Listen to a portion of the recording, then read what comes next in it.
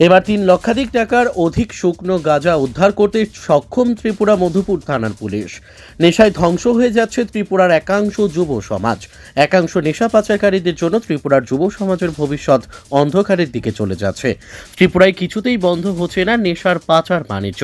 আবারও গোপন খবরের ভিত্তিতে সিপাহীজলা ত্রিপুরা জেলা মধুপুর থানার পুলিশ অভিযান চালিয়ে কোনাবন এসসি কলোনি গ্রামের এক বাড়ি থেকে প্রায় 3 লক্ষাধিক টাকার অধিক শুকনো গাঁজা উদ্ধার করতে সক্ষম হয়।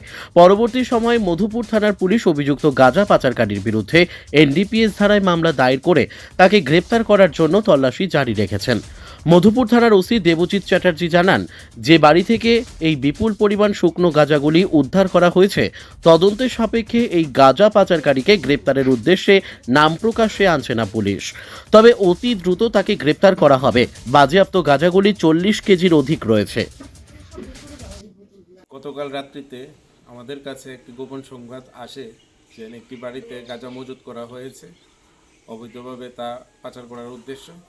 সাথে সাথে আমরা ঘটনাস্থলে থানার পুলিশ এবং অন্যান্য অফিসাররা যায়, ঊর্ধ্বতন কর্তৃপক্ষ যায়, গিয়ে ওখানে আমরা অভিযান চালাই এবং ওখান থেকে 40 কেজি ড্রাই গাঁজা আমরা উদ্ধার করতে পারি। এরপর আমরা স্পেসিফিক এনডিপিএস একটি আইনে একটি কেস আমরা রেজিস্ট্রেশন করি। কোন জায়গাতে উদ্ধার হয়েছে? এটা কোনাবন এসসি কলোনি থেকে। কারো বাড়ি থেকে উদ্ধার করেছে নাকি? হ্যাঁ, বাড়ির মধ্যে থেকেই আমরা তা উদ্ধার করতে পেরেছি। মালিকের নাম কি? মালিকের নাম ইতিমধ্যে আমরা কেস রেজিস্টার করা হয়েছে, তো এখন তদন্ত চলছে। নাম বলতে পারবেন না যারা বাড়ি থেকে উদ্ধার করেছেন?